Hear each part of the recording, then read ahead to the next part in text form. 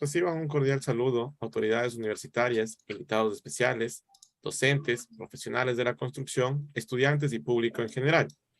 Continuamos con el ciclo de conferencias El conocimiento no se detiene, Dr. Roberto Aguiar Falconi, evento organizado por el Departamento de Investigación Científica de la Universidad de las Fuerzas Armadas de ESPE en colaboración con el grupo de investigación CienciaLab. Solicitamos cordialmente la presencia del Dr. Roberto Aguiar a este espacio, quien ofrecerá unas palabras. Muchísimas gracias. Agradezco a nuestro conferencista del día de hoy, el futuro doctor Gaspar Aguad. Ya ha presentado su tesis doctoral, de tal manera que es cuestión de días, tal vez unas semanas, y muy pronto se graduará de doctor. Estamos muy complacidos de tenerla aquí en este evento para que nos hable sus experiencias sobre disipadores de fricción, que ha trabajado con quien ha trabajado con el doctor José Luis Almazán. Él es autoridad a nivel mundial de este tema en disipadores de energía. Estamos muy contentos y le deseamos la mejor de la suerte y lo que nos transmita ahora sea de gran beneficio para todos nosotros. De igual manera, le agradezco a nuestro anfitrión por seguir con estas conferencias. Muy amable.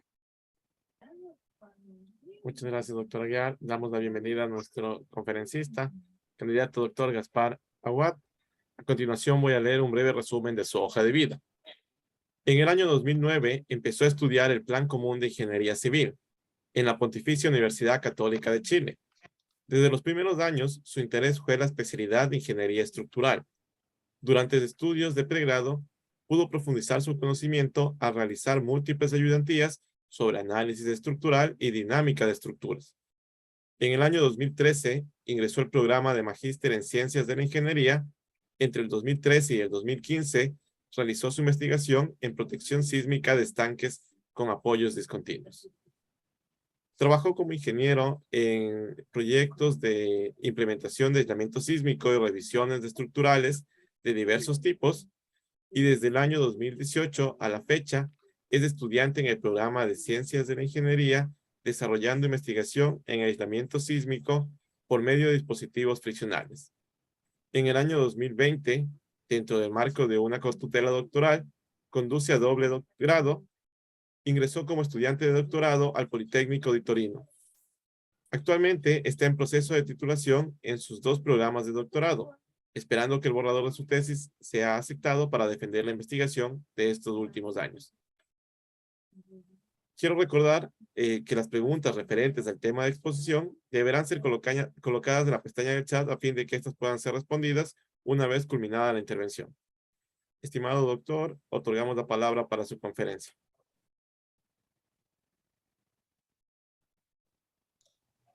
Muchas gracias por la presentación.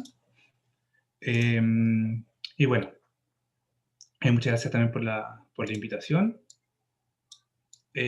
Como bien dijeron durante la introducción, yo presentaré los resultados más importantes que he desarrollado durante estos ya 4 años y medio de investigación, sobre todo en el desarrollo y evaluación de sistemas de aislamiento sísmico por medio de dispositivos friccionales. El título de esta presentación es Mitigación de los efectos adversos de los impactos laterales internos en estructuras equipadas con aisladores friccionales. Esta investigación la ha llevado a cabo con el profesor José Luis Almazán de la Universidad Católica de Chile y con el profesor Pablo Castaldo del Politécnico de Torino. La estructura de la presentación será la siguiente. Primero voy a introducir el tema respondiendo a la pregunta qué es lo que es el aislamiento sísmico y cómo lo podemos lograr. Luego hablaré de diferentes alternativas para lograr el aislamiento sísmico, alternativas clásicas, las más usadas. Luego introduciré el problema de investigación, que es el impacto interno y sus consecuencias. Y luego hablaré de aisladores friccionales con curvatura variable como una alternativa para solucionar los problemas de los impactos internos, para luego debido a ciertas limitaciones de esta estrategia, presentar un nuevo aislador sísmico, al que hemos llamado, o llamamos en español, el aislador resiliente a impacto. Voy a hablar de su caracterización de comportamiento lateral, de la modelación numérica, un ejemplo tridimensional, para finalmente hablar y exponer la comparación del desempeño de este nuevo sistema de aislamiento con respecto a sistemas convencionales. Y finalmente, unas muy breves conclusiones. Bien, para introducir mi investigación es responder a la pregunta ¿qué es el aislamiento sísmico y cómo lo podemos lograr? El aislamiento sísmico ha representado una de las maneras más efectivas para proteger estructuras frente a sismos de gran intensidad. Cuando existe un movimiento de tierra, de elevada de gran magnitud, el movimiento de tierra, las aceleraciones, producirán deformaciones en la estructura. Lo que uno quisiera en el escenario ideal sería que durante un sismo intenso pudiésemos desvincular el movimiento del suelo del movimiento de la superestructura, que es la porción que está sobre esta interfaz, de modo tal que el suelo se mueva, pero nuestra estructura permanezca en un marco de inercia estático, no se mueva, no se deforme. No podemos hacer esto todavía, desvincular completamente la estructura, pero sí nos podemos acercar a esta idea. ¿Cómo? Por medio de elementos sísmicos, que es, en palabras muy sencillas, poner una interfaz flexible lateralmente que permita desvincular la dinámica del suelo de la dinámica de nuestro sistema protegido. Entonces, a modo de un brevísimo resumen, el aislamiento sísmico convencional consiste en una interfaz flexible lateralmente, tiene capacidad de disipar energía cuando ésta es deformada, y los beneficios son reducir las fuerzas laterales que son traspasadas a la estructura, las deformaciones de entrepiso como consecuencia y también la aceleración absoluta. Este esquema de diseño presenta un mejoramiento en el estándar de diseño, pues el objetivo de una estructura con aislamiento sísmico es que ésta siga operativa luego de un sismo intenso, a diferencia de una estructura de base fija, que el objetivo es que no presente daño o incluso que no colapse durante un sismo de gran intensidad. Si lo vemos desde un punto más ingenieril, en esta figura de la izquierda estoy presentando un espectro de desaceleración que, como algunos sabrán, nos permite calcular de alguna forma y fijándonos en un sitio específico, en unas condiciones de suelo específicas, la fuerza que puede transmitir un sismo, el sismo de diseño, por ejemplo, a la estructura. De modo tal que, dependiendo del periodo de mi estructura, mi periodo fundamental, yo busco la ordenada y la puedo multiplicar por el peso sísmico y así obtener una fuerza horizontal. En esta parte, donde el espectro es más intenso, implica que la frecuencia del suelo es activada, esta es la frecuencia del suelo. Entonces, lo que nosotros buscamos es cambiar el periodo de mi estructura. Digamos, si estoy en este punto, moverme a un punto más flexible, para el cual la ordenada espectral, para decir las fuerzas que se transmiten, sean mucho menores. Entonces lo que queremos es disminuir las fuerzas sísmicas sobre la estructura, cambiando el periodo, la probabilidad dinámica de mi estructura. Eso sí, este cambio en el periodo viene acompañado de un aumento del desplazamiento, de la deformación del sistema dinámico. Pero como ponemos una interfaz flexible, estamos concentrando la deformación en el sistema de aislamiento. Vale decir, aumentamos el desplazamiento total del sistema, pero lo concentramos en un nivel y protegemos de esta forma la estructura que se va a deformar relativamente poco. Pero este es un desafío tecnológico, porque tenemos que construir una interfaz flexible lateralmente, pero rígida axialmente. Eso no es tan sencillo de lograr. Afortunadamente, hay mucho estudio, mucho avance, y existen algunos dispositivos que podemos usar. Siendo uno de los más clásicos, el aislador de goma o el aislador elastomérico, que por medio de hacer un sándwich, un emparedado de goma y placas de acero, logramos que, debido a la flexibilidad lateral de la goma, un dispositivo flexible horizontalmente, y debido a que las placas de acero confinan la goma, que este aparato sea axialmente muy rígido. Además, por ejemplo, podemos agregar plomos de acero de modo tal de que este, con la deformación lateral, fluya y disipe una cantidad de energía importante. Esta es la relación fuerza-deformación típica de un aislador con núcleo de plomo, en donde podemos ver una rigidez relativamente baja y lo que está encerrado en esta curva es energía disipada. Y podemos ver que existe un área bastante considerable. Por lo tanto, estamos consiguiendo interfaz flexible lateralmente, rígida axialmente y capacidad de disipación de energía.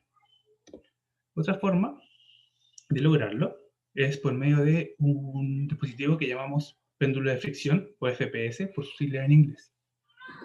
Este dispositivo consiste de dos partes. Un deslizador articulado y una superficie de deslizamiento esférica. ¿Cómo logramos que esto sea horizontalmente flexible? Debido a que si es que deformamos este aparato, el deslizador, como bien indica su nombre, va a deslizar sobre esta superficie de deslizamiento. Va a decir, va a ser como un patín.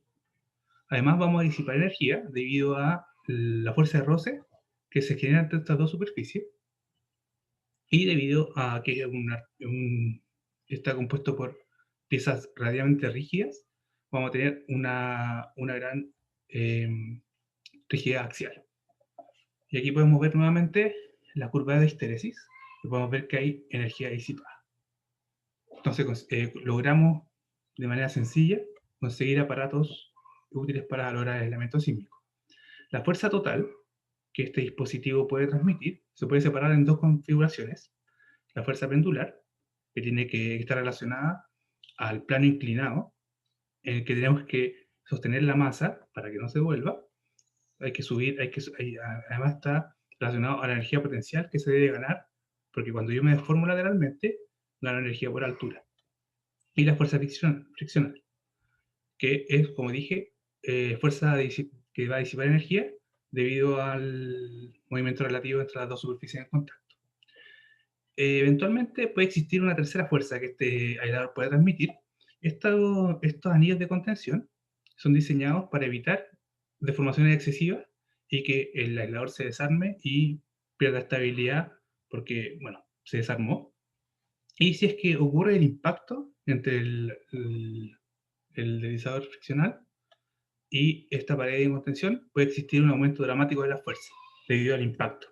Con fuerza cambia la rigidez y pueden elevar el daño estructural, por ejemplo. Justamente ese es uno de los problemas de estos sistemas aislados, de estos dispositivos de aislamiento, en donde bajo sismos extremos, vale decir, sismos que excedan la demanda de desplazamiento que se estima en la etapa de diseño, podrían ocurrir, y este impacto pone en peligro todos los beneficios que nombré. Pueden aumentar la fuerza sísmica, el daño estructural y también aumentan las aceleraciones en la superestructura.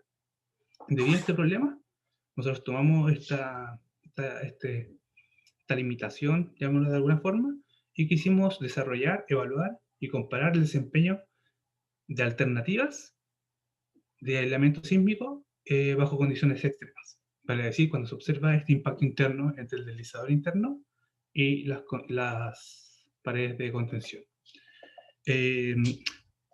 También aprovecho esta diapositiva para introducir este dispositivo, que es el doble péndulo de fricción, debido a que tenemos un deslizador y dos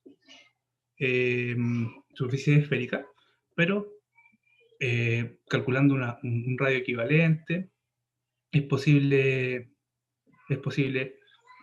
tener un comportamiento similar al péndulo de fricción convencional. Entonces, la primera alternativa para mitigar la probabilidad de ocurrencia, por ejemplo, de los impactos laterales, es el uso de aisladores de curvatura variable. ¿Qué es lo que es un aislador de curvatura variable? Es un dispositivo que en vez de tener una superficie de deslizamiento esférica, Una esfera tiene un radio de curvatura constante. La fuerza pendular, la rigidez de esta fuerza pendular se puede calcular como la fuerza normal o el peso si es que los ángulos son pequeños, dividido por el radio de curvatura de la superficie. Si es que yo tengo una esfera, este cociente será constante.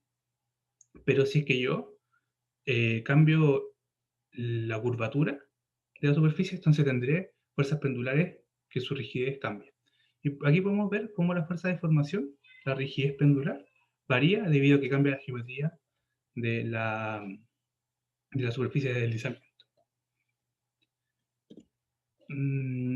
Para evitar el impacto interno, nosotros estudiamos un aislador que hemos llamado péndulo de fricción con endurecimiento suave, SHFPS por su sigla en inglés, Smooth Hardening Friction Pendulum System, en donde en vez de generar una superficie de deslizamiento esférica, vamos a generar una superficie al rodar una elipse. Aquí pueden ver que la curvatura en el punto inicial será bastante más baja, perdón, bastante más alta que la curvatura en este punto. Por lo tanto, como pueden ver en esta parte de las curvas de nivel, veremos que los cambios de ángulo, veremos cómo cambia el radio de curvatura. Entonces, cada vez más rígido. Esta es la ecuación que describe una elipse representada por esta figura. Perdón. Solo comentar que los parámetros geométricos importantes de una elipse plana son el ancho de la elipse, 2a, y el alto de la elipse, 2b. En donde este parámetro a será de gran importancia en la siguiente diapositiva. Nosotros desarrollamos un modelo físico para el análisis dinámico. En realidad, ya ha sido propuesto un modelo físico del aislador de curvatura variable, pero lo extendimos a cualquier tipo de geometría que pueda ser representada por una ecuación implícita.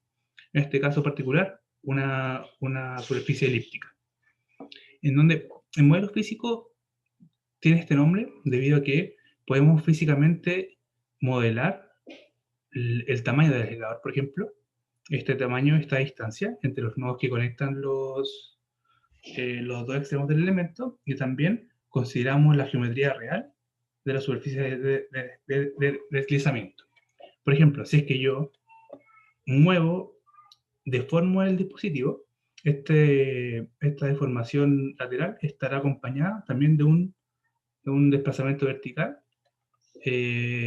Por lo tanto, cumpliremos con la restricción cinemática de movimiento real de la superficie de deslizamiento. Es posible relacionar la deformación delta, el vector que va desde el centro del eje de coordenadas locales hasta el punto de contacto por medio de este vector delta.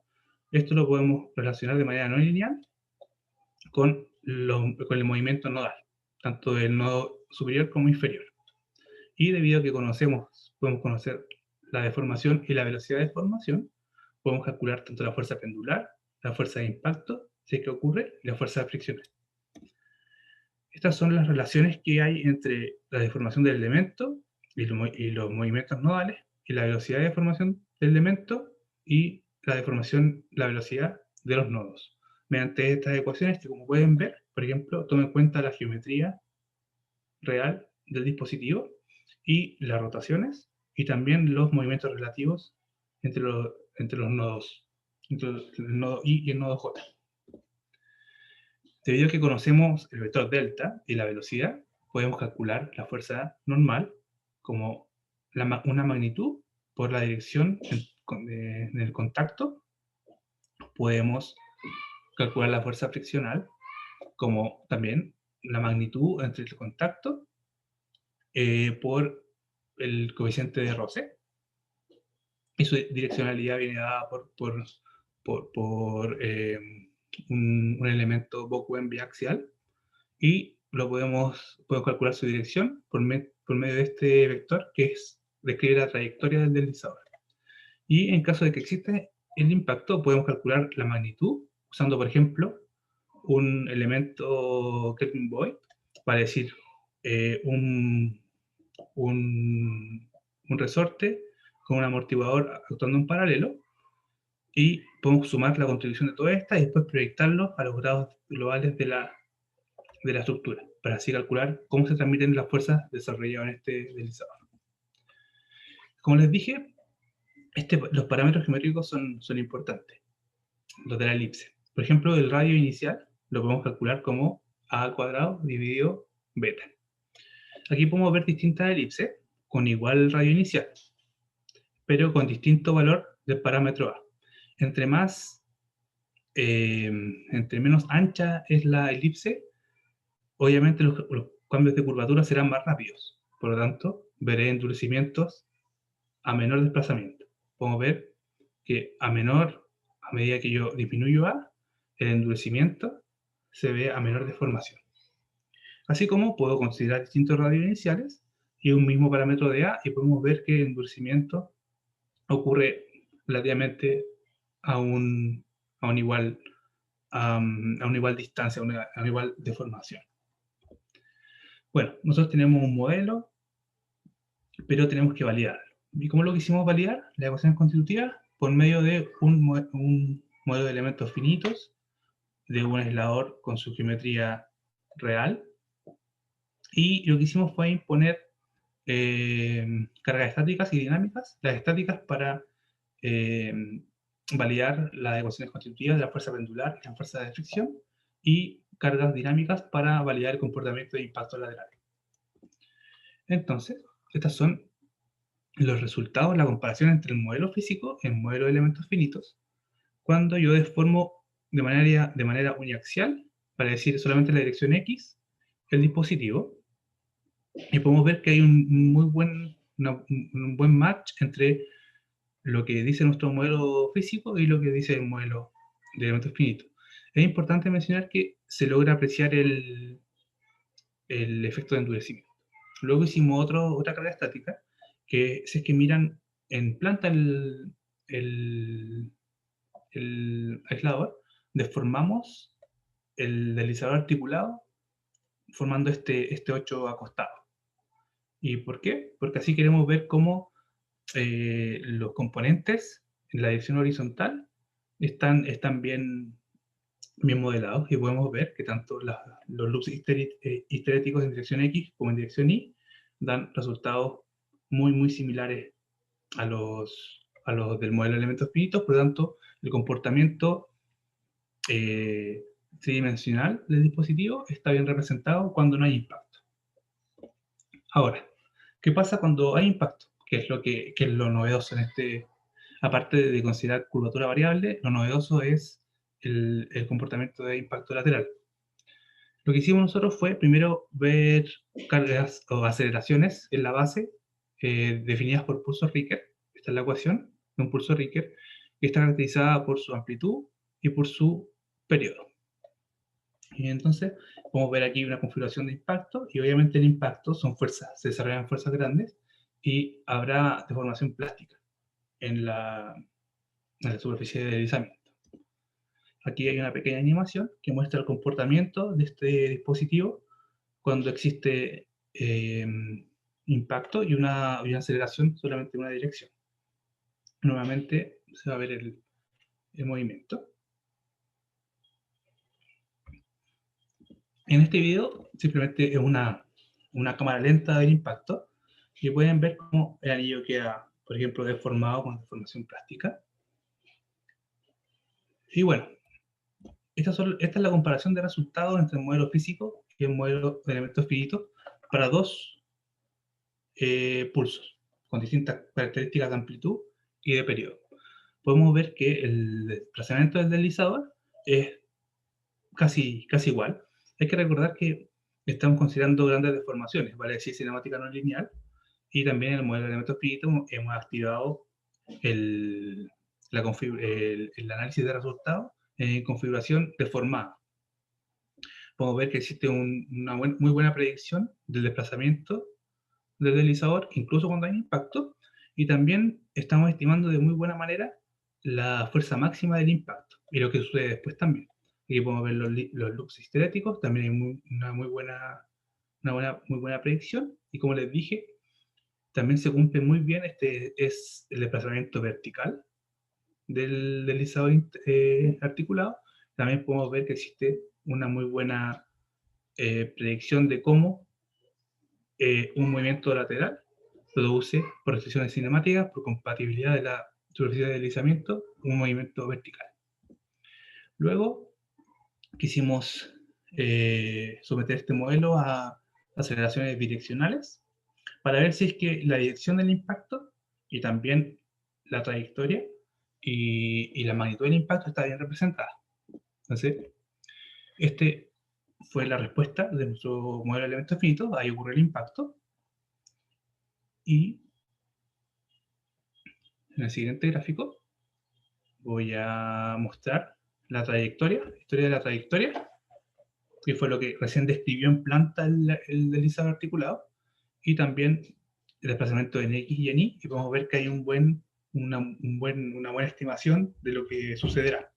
Incluso cuando hay impacto, el impacto obviamente cambia, si que esto no tuviese un anillo de contención, la respuesta sería distinta. El impacto de alguna forma empuja de vuelta al deslizador y también limita su desplazamiento. Y esta es la respuesta de fuerza. Y podemos ver también que la direccionalidad está bien representada, la magnitud en ambas direcciones está bien estimada, y también la respuesta es bastante similar. Por lo tanto, tenemos un modelo que ha sido numéricamente validado para ser usado para análisis bajo condiciones extremas, cuando hay impacto interno. Ahora la pregunta es, ¿este aislador con comportamiento de endurecimiento sirve o no sirve para mitigar los efectos del impacto? Lo que hicimos fue modelar un marquito bidimensional plano, completamente no lineal, con el aislador representado con el modelo físico, y aquí podemos ver cómo los elementos degradan tanto su rigidez como su fuerza, y cómo estos plastifican. Y usamos un modelo degradante de un elemento de viga columna, considerando la no linealidad geométrica mediante el uso del enfoque corrotacional, y también de elasticidad, incluido degradación. Usamos 20 registros modificados para ser compatibles con el espectro del sismo máximo considerado. Esto estamos considerando un sitio en California, donde este es el espectro máximo considerado, ese sitio en específico, y queremos ver cómo varía el corte basal y las derivas de entrepiso si consideramos aislamiento esférico tradicional o con endurecimiento suave. Consideramos nosotros un aislador esférico, vale decir donde A es igual al radio, eso es esférico, y después donde la línea roja, amarilla y morada son sistemas de aislamiento que van endureciendo antes. Entonces, este es un sismo en el cual se observa el impacto interno para un aislador esférico, y podemos ver el impacto aquí en esta respuesta del corte basal. Estoy respetando el corte basal en función de la deformación del desplazamiento del sistema de aislamiento. Podemos ver que si es que endurecemos un poco el sistema, podemos no evitar el impacto, pero sí su magnitud. Podemos ver que la curva roja es un poquito más chiquitita, su máximo valor, que el azul. Ahora, si es que endurecemos aún más, vamos a evitar el impacto.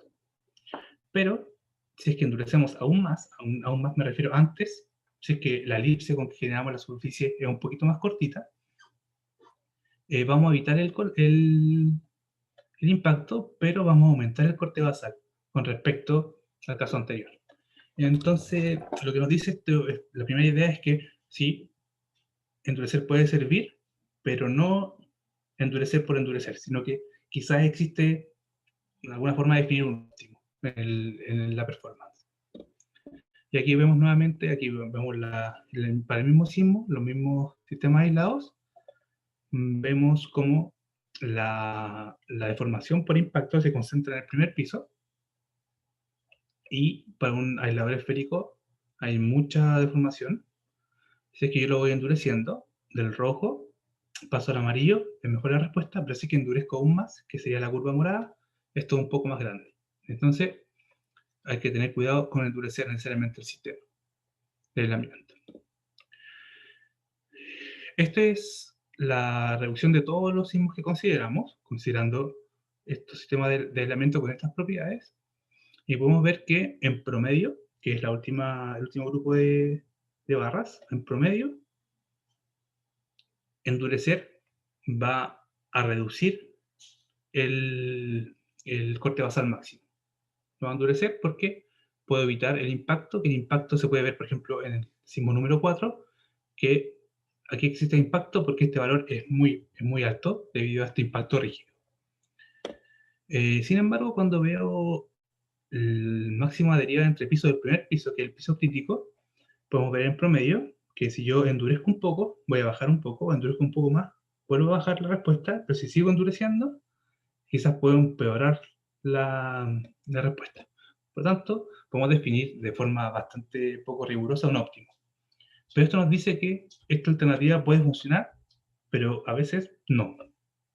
Entonces, existe una limitación al usar este aislador.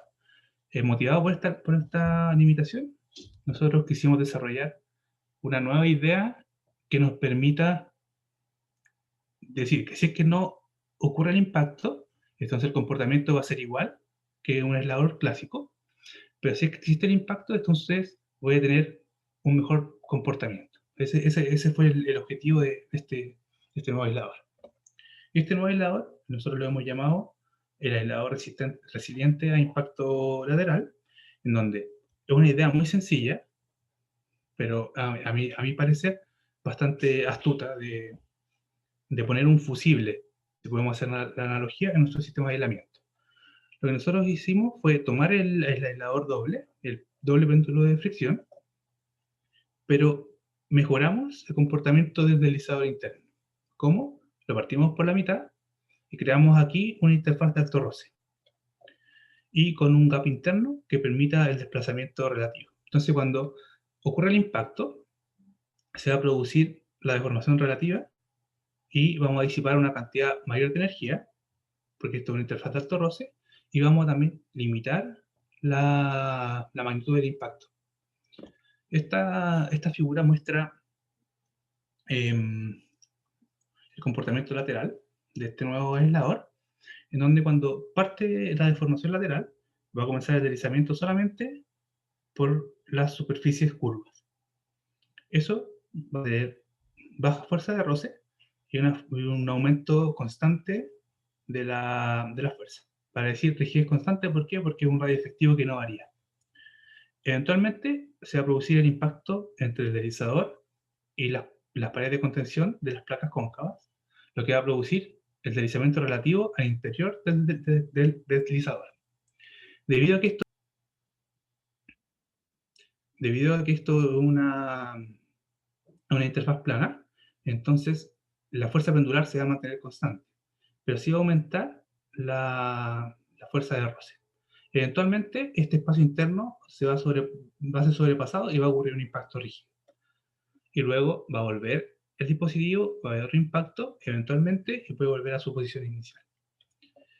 Recuerdan que el área encerrada sobre la curva, sobre estos loops, son energía disipada. Lo que estamos haciendo, aparte de limitar este valor, después del impacto, también estamos generando esta nueva área que aumenta la disipación de energía si que ocurre el impacto. Si es que no ocurre el impacto, me voy a mover por acá y se va a comportar igual que el doble péndulo de fricción. Si es que ocurre el impacto, voy a tener un comportamiento distintivo que va a ayudar a mejorar la performance. Nosotros, en nuestro equipo de trabajo, formado por el profesor José Luis y el candidato doctor Diego Quinzanga, se hicieron pruebas experimentales de un dispositivo a escala para validar el comportamiento lateral. Y como pueden ver, existe un buen comportamiento, digamos. Cuando ocurre el impacto interno, aumenta la fuerza de roce, y puede ocurrir de nuevo el impacto interno en la otra dirección, y aquí podemos ver cómo queda el aislador cuando existe un deslizamiento relativo entre los dos deslizadores. Y finalmente, aquí quiero mostrarles simplemente que la misma figura, solamente que mostrando la configuración geométrica del deslizador en cada uno de los puntos. Bueno, tuvimos la idea conceptual, pero ahora faltaba cómo vamos a modelar esto. Es un modelo que necesita considerar grandes deformaciones, que necesita considerar comportamientos de impacto lateral y también de impacto vertical, eventualmente de levantamiento, porque el impacto puede generar levantamiento, es uno de los efectos que se ha estudiado. Y también necesitamos considerar el giro de este cuerpo, debido a que a medida que se recorre esta superficie de deslizamiento, este giro, el plano inclinado interno va cambiando, entonces también había que considerarlo. Lo que hicimos fue basar la formulación numérica en dinámica de cuerpo rígido, vale decir, 6 grados de libertad por cada uno de estos cuerpos. En total, si es que esto está fijo al suelo, los grados de libertad del sistema serán 18. Y para calcular las fuerzas que se transmiten entre los cuerpos y que después voy a transmitir a la superestructura, definí puntos de contacto y sus proyecciones, de modo tal que si es que yo conozco las coordenadas de los centros geométricos de cada uno de los cuerpos, yo puedo conocer con exactitud el vector que describe la posición de este cuerpo y la velocidad de este cuerpo, de modo tal que mediante las posiciones relativas puedo calcular las fuerzas normales de contacto y mediante las velocidades relativas también puedo calcular, por ejemplo, debido a que ya conozco la fuerza normal, puedo calcular la fuerza de roce que se transmite en cada uno de estos puntos. Y con eso yo después puedo proyectar la contribución de cada uno de estos puntos a la contribución total de fuerza que transmite el aislador. Entonces, puedo calcular las fuerzas normales de cada uno de los puntos si conozco la posición del punto, la posición de su proyección y la velocidad del punto y la velocidad de su proyección. Si yo conozco la fuerza normal, puedo calcular la fuerza de fricción bidireccional en el plano local, y eventualmente yo puedo arreglar esa información y proyectarla o rotarla, perdón, y describirla en coordenadas globales para luego cada una de estas fuerzas proyectarla a los grados de libertad globales como la contribución de cada una de estas fuercitas que yo voy calculando en cada uno de los puntos de contacto. Entonces aquí quiero mostrarles cómo funciona el modelo. Todo esto, desde el principio de la presentación, todo esto ha sido implementado en MATLAB. Existe artículos publicados en donde está toda la formulación numérica, por si alguien está interesado, puede consultarla. Está explicado con bastante detalle. Entonces aquí vamos a ver cómo, esos son los puntos de contacto, cómo se va a mover, cuál es la dinámica bajo un terremoto. Al principio vamos a ver un impacto y un deslizamiento de alto roce, se va a acabar el gap interno, se va a producir un impacto rígido y luego volver y va a haber otro deslizamiento de alto roce.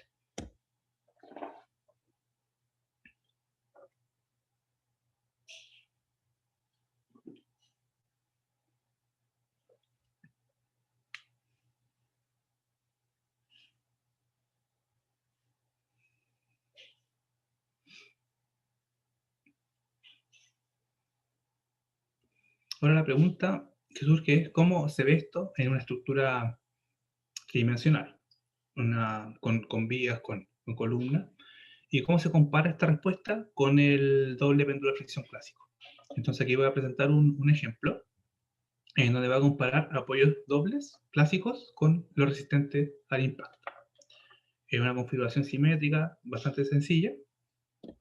Y aquí está la respuesta al desplazamiento de la base. Podemos ver que existe un impacto. Como pueden ver, hasta el instante anterior al impacto, las respuestas son idénticas. ¿Por qué? Porque la dinámica es idéntica, porque el comportamiento del sistema de aislamiento es idéntico. Cuando existe el impacto, cambia la respuesta, porque aquí ocurre un impacto rígido cuando ocupo sistema de aislamiento convencional, en cambio aquí ocurre un deslizamiento de alto roce. Y esto se ve reflejado en el corte basal que se produce en el sistema de aislamiento. Podemos ver que tanto en los aisladores de esquina como en los del centro se produce una disminución del corte, porque estoy produciendo un deslizamiento de alto roce. Estoy activando el fusible de mi sistema de aislamiento y podemos ver que el corte total transmitido de la superestructura se ve reducido de manera considerable. Y también podemos ver una reducción muy importante en los drifts de entrepiso, en la deriva de entrepiso de todos los pisos, que conforman la estructura, y también, como es de esperarse, en una reducción de la respuesta de aceleración absoluta. Entonces, el sistema de aislamiento tiene beneficios, los impactos lo pone en riesgo porque aumenta el corte, aumenta las deformaciones y las aceleraciones. Pero si yo pongo una interfaz de alto roce, puedo mitigar estas consecuencias negativas. Entonces, bueno, este es un ejemplo. Nosotros quisimos evaluar qué tan bueno es este sistema y quisimos responder esta pregunta en términos probabilísticos, que es una manera bien robusta de decir, bueno, yo aquí tengo un número, esto es tanto mejor que esto otro. Es una manera de responder la pregunta. Entonces nosotros quisimos comparar este marco, también no lineal, diseñado según la norma americana, también el sistema de aislamiento diseñado según la norma americana, en donde voy a calcular, voy a comparar el desempeño del clásico versus un aislador resistente al impacto con la misma geometría, vale decir, mismas placas cóncavas y mismo tamaño del deslizador. Solamente que el deslizador va a tener 5 centímetros de gap interno y también 10. No puse, aquí vamos a analizar 3 casos. 0, 5 y 10 centímetros de gap. Entonces, ¿qué queremos ver? Vamos a ver cómo afecta aumentar la capacidad adicional de disipación de energía y la capacidad adicional de deformación lateral. Para ello, para hacer un análisis de confiabilidad, para responder probabilísticamente cuánto es mejor un sistema que otro, tenemos que considerar las fuentes de incertidumbre. Que en el caso del sistema aislado, las más importantes son dos. Una de ellas es cuánto vale el coeficiente de roce en estos sistemas aislados. Y para considerar la incertidumbre, lo que hicimos fue el coeficiente de roce dinámico toma distintos valores dependiendo de la velocidad en que ocurre el deslizamiento. Para deslizamientos con muy baja velocidad, muy lentos, tiende a ser menor que para velocidades de desplazamiento más rápidas.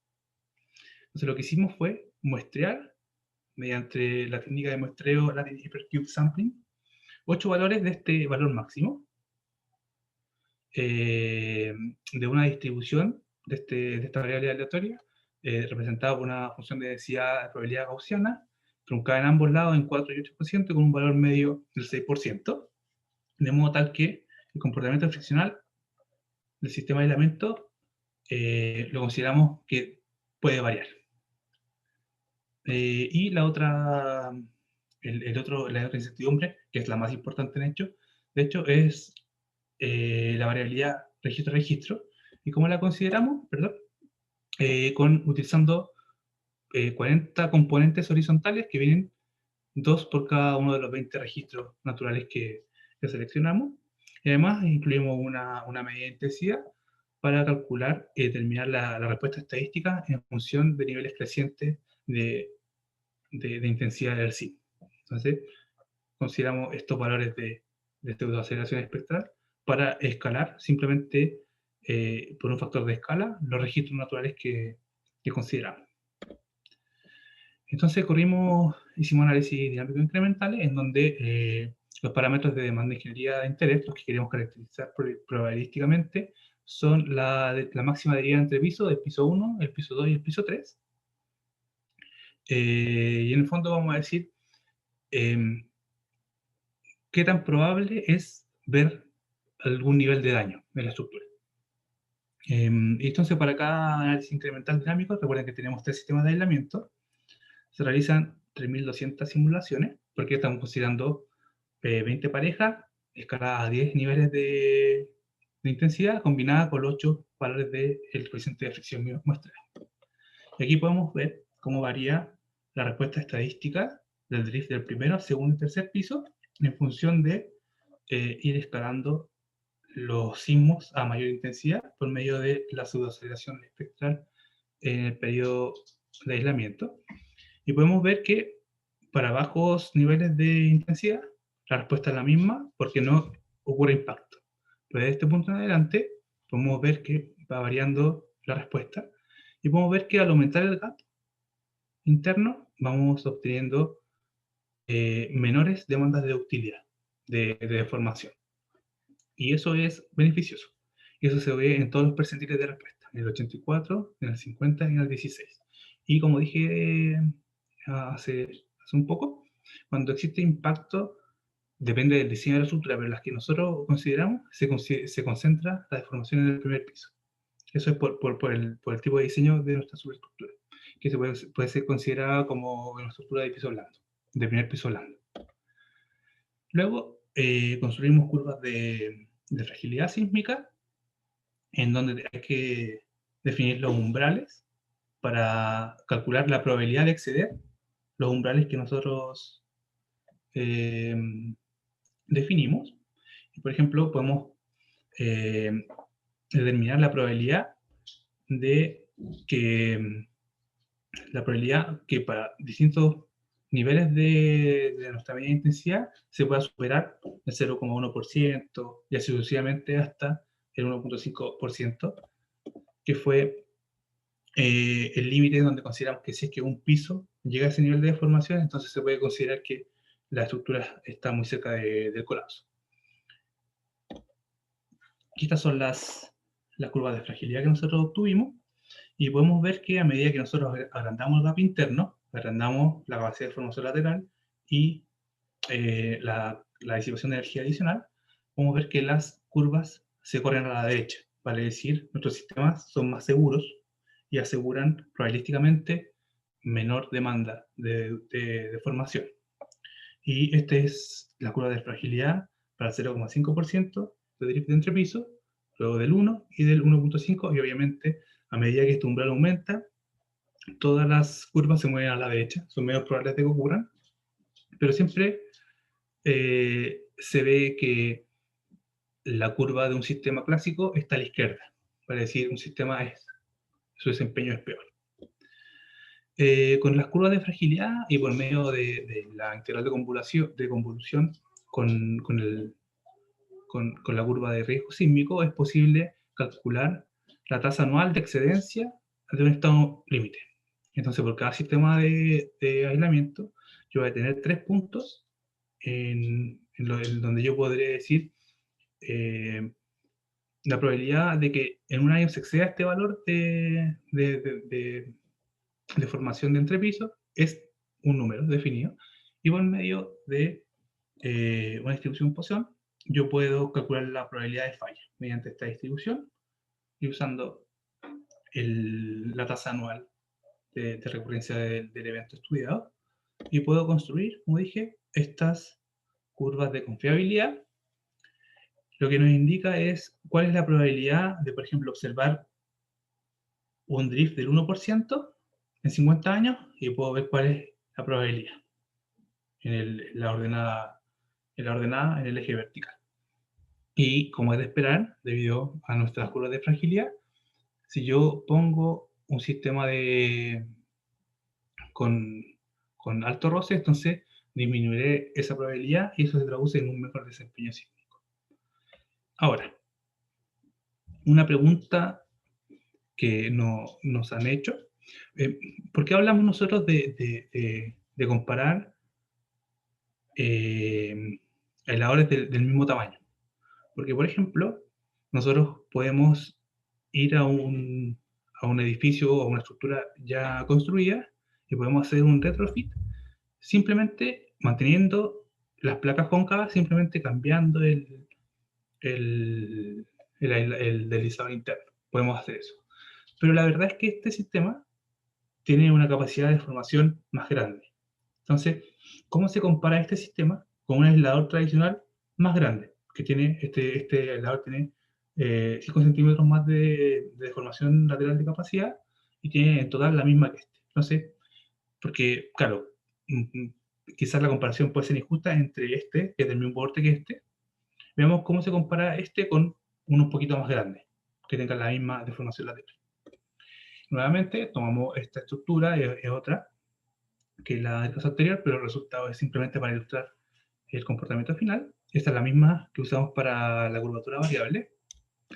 Y podemos ver también aquí la respuesta entre piso máxima. Y podemos ver que si es que yo agrando la capacidad de mi aislador tradicional, tengo un mejor desempeño. Pero si es que yo, en vez, yo simplemente cambio el deslizador interno, los beneficios son mucho mejores. Las curvas están incluso más abajo. Entonces, este sistema, para esta estructura en particular, funciona mejor que simplemente agrandar las placas las placas cóncavas de los aisladores. Aquí están las curvas de fragilidad. Nuevamente podemos ver que las curvas se van corriendo a la derecha y eso implica mejor desempeño sísmico. Y aquí están nuevamente las curvas de confiabilidad. Y podemos ver que si usamos una interfaz de alto roce, entonces nuestro desempeño será mejor que simplemente agrandar el tamaño del aislador. Bueno, unas conclusiones muy breves, solamente para cerrar. Bueno, debido a que encontramos un problema, y son los impactos internos, quisimos evaluar soluciones. La primera fue evaluar el uso de aisladores con endurecimiento suave. Puede ser útil, sí puede ser útil, sin embargo, en algunos casos puede generar peor desempeño estructural. Entonces, debido a que esto depende, propusimos una nueva tipología, que es el aislador resistente al impacto lateral, que se caracteriza por tener una interfaz de alto roce, capaz de disipar una capacidad de disipar más energía y limitar las fuerzas generadas durante el impacto. Por tanto, nos da una nueva característica que nos puede ayudar. Y cuando se ocupan este nuevo aislador, se pueden alcanzar reducciones en las probabilidades de superar estado límite de hasta un 34%. Y estas reducciones del 34% para las estructuras que nosotros estudiamos no se pueden alcanzar necesariamente simplemente agrandando el aislador clásico para tener la misma capacidad de disipación, de desplazamiento lateral. Eso, conclusiones bien generales. Así que, bueno, esa fue mi presentación. Espero les haya sido de interés. Si tienen algunas consultas, estoy más que disponible para conversar y contestarlas. Muchas gracias por su tiempo. Muchas gracias, doctor, por su presentación. Realmente impresionante todo el trabajo que han hecho en esta investigación de doctorado. Y a continuación tendremos las preguntas por parte de los asistentes. Una primera pregunta es, ¿cuál es el siguiente paso en el desarrollo de esta investigación? Sí, el siguiente paso, que bueno, ya he concursado por fuentes adicionales de financiamiento, es realizar una muy buena caracterización de la interfaz de alto roce. Teóricamente, esto funciona en el computador, digamos, todo esto es súper numérico, pero construir la interfaz de alto roce no es tarea sencilla.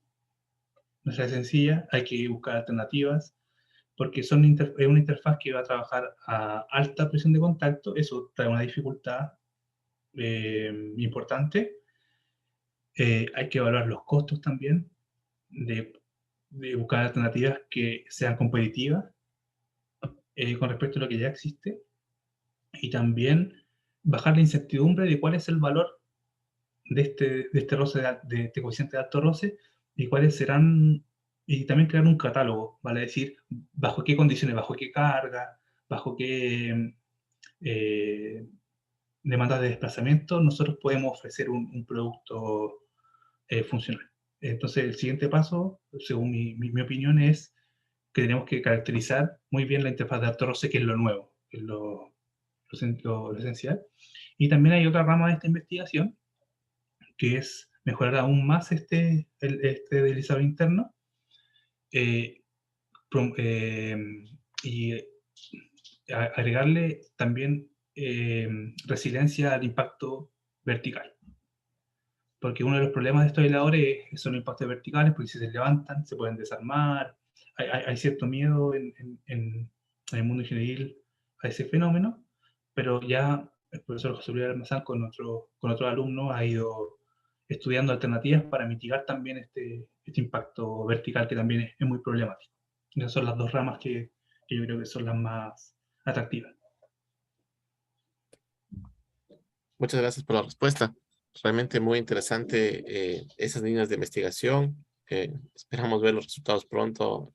Es interesante ver resultados experimentales, complementando todo el trabajo que nos presentó el día de hoy. Quiero consultar respecto a cuál sería su comentario respecto al aislamiento sísmico como mecanismo para tener ciudades resilientes. Sí, yo según mi experiencia, yo tengo un poco de... A mí me gusta mucho esto, por lo tanto mi respuesta tiene un poco de conflicto de interés, digámoslo de alguna manera.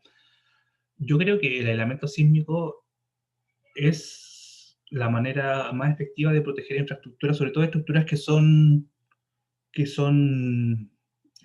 no son esbeltas y que son relativamente rígidas. Estoy hablando, por ejemplo, de hospitales que tienen unas plantas muy grandes, de mucha área, incluso también algunos edificios habitacionales, casas también me parece porque el elemento sísmico no solo protege el daño estructural, sino que también la serviciabilidad y cómo el usuario percibe cierta amenaza sísmica. Cuando yo disminuyo la aceleración absoluta, por ejemplo, mi televisión tiene menos probabilidad de que se caiga. Yo como usuario percibo un sismo con características menos amenazantes. Mi experiencia, mi confort es mayor.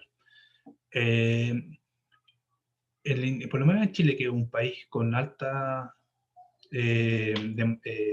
peligrosidad sísmica, yo sé por qué no existe tanto desarrollo de tecnología antisísmica, pero creo que tenemos que seguir avanzando en conocer más para implementarla mejor.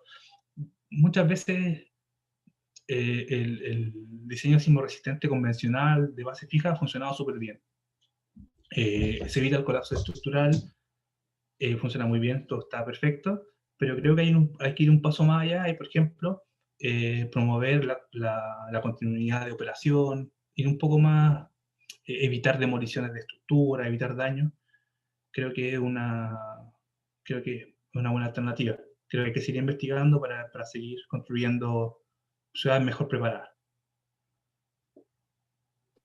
Muchas gracias por las respuestas. Eh, por favor, tenemos una última pregunta. Primero un comentario, dice excelente conferencia. Y la pregunta es si después de un evento sísmico, estos dispositivos deben ser reemplazados o pueden seguir siendo utilizados. ¿Y cuál sería el desempeño si ante un sismo de igual o mayor magnitud, si no se reemplaza el dispositivo? Sí. Es una muy buena pregunta, porque primero hay que postular que el aislamiento sísmico convencional, digamos, resuelve el 90% del problema. Eh, el impacto interno es algo que es muy poco probable que ocurra, porque hay muchos estudios de peligrosidad sísmica, se estiman muy bien los desplazamientos, es algo que nosotros esperamos que nunca ocurra. Es decir, esperamos que esta tecnología nunca se active en la realidad. Cuando esto sucede, el impacto, si es que tenemos estos aisladores nuevos y sucede el impacto, lo que va a ocurrir va a ser que es posible que el deslizador, existen dos escenarios. Uno es que ocurra este deslizamiento relativo y el edificio quede desplazado. a su posición inicial porque existe un desplazamiento residual. Ahora, que quede un poquito desplazado versus que existe impacto y se dañe, es algo mucho mejor. Por lo tanto, sí, va a quedar con una deformación, por lo tanto, esta deformación puede afectar el desempeño y el comportamiento de un nuevo simo. Por lo tanto, es recomendable revisar y volver toda su posición. El segundo escenario es que el simo ya sea demasiado grande y ocurra el impacto interno adentro. En ese caso también habría que reemplazar estas partes de los aisladores. Lo que yo esperaría es simplemente reemplazar el deslizador inferior. Pero repito, es poner más seguridad a un problema que ya está relativamente resuelto. Esperamos que nunca ocurra, pero estamos proponiendo alternativas y estamos yendo bastante más lejos de la práctica profesional en general. Muy amable por la respuesta nuevamente. En este punto me gustaría compartir un certificado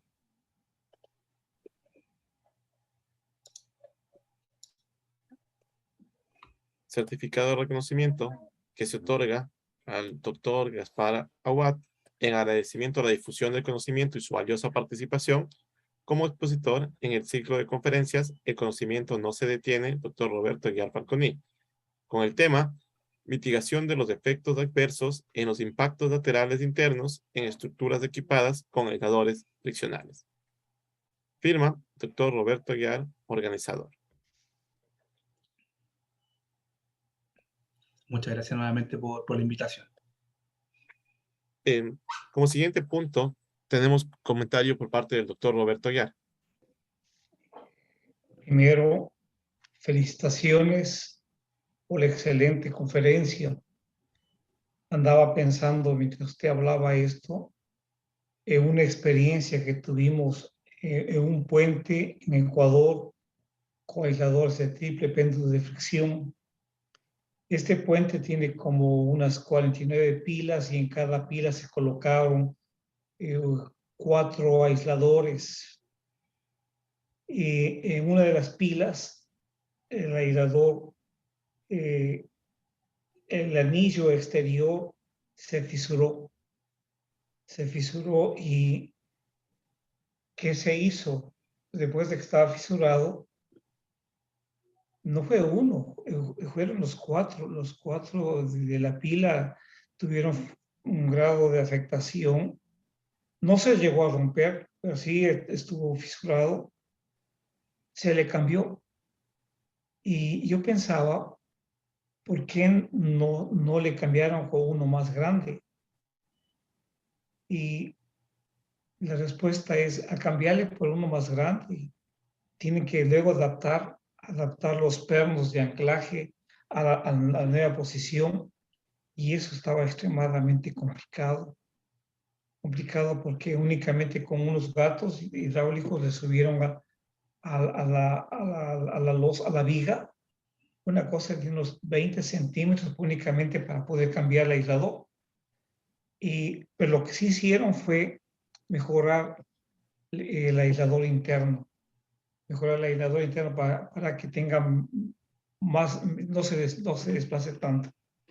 De tal manera que ese tema es muy real, muy actual. Vale la pena que la gente siga investigando. Nos ha dado muy buenas ideas. Y me alegro mucho también que nuestro amigo Diego Quizán esté trabajando en esa temática. Quisiéramos que Diego en un futuro cercano nos dé una conferencia. No lo hemos visto. Yo quisiera pedirle a usted si es que puede enviarnos ese video del aislador en que se ven los puntitos, cómo se va moviendo y topa, porque es muy didáctico para enseñar a los estudiantes de comportamiento. Nuevamente le felicito, es una excelente conferencia. La parte numérica nos hace correr un poquito. Cuando presenta muchos números me pongo bien nervioso. Digo, Dios mío, mejor que me mande la tesis de grado para estudiarle a fondo, pero muy bien, excelente conferencia, felicitaciones. y muchas gracias. Muchas gracias por su palabra. Con sus comentarios se me vinieron 3 cosas a la mente. Lo primero es que siempre nos piden comparar el comportamiento ante este aislador y el triple péndulo. Mucha gente se confunde y piensan que son lo mismo, pero en realidad son opuestos. Y nos falta también responder la pregunta, ¿cuál es mejor entre ellos dos? Que también se puede responder con la misma metodología, ver cuáles son los pros y los contras de cada uno. Lo segundo, Diego estuvo muy metido en estos testeos experimentales, así que tiene mucha experiencia, mucho más que yo, en las cosas que se usaron para la etapa de artrosis. Y creo que les puede dar una charla muy entretenida. Y bueno, a mí, yo sé que a usted también, a mí la parte numérica es mi parte favorita de la investigación, pero yo sé que para la audiencia es muy fuerte. Yo solamente pongo ecuaciones para decir que esto está hecho y que que está interesado puede revisarlo. Yo sé que es un poco más mareador, por eso trato de ser lo más didáctico posible con videos, con gráficos y esas cosas, porque sé que mi pasión por los números no es compartida necesariamente por la gente. Muy bien. Muy amable. Reiteramos nuevamente nuestras felicitaciones por el trabajo presentado, por toda la investigación desarrollada. Le deseamos mucho éxito en su doctorado, en sus doctorados, también en su vida profesional, su vida académica posteriormente y su vida personal. Y agradecemos a todas las personas que se dan cita todos los lunes de este ciclo de conferencias. Reiteramos nuestra invitación para las conferencias todos los lunes, 19 horas, hora Ecuador. Nos despedimos, que tengan una buena noche. Hasta un próximo lunes. Pasen muy bien. Hasta luego. Adiós. Gracias. Buenas noches.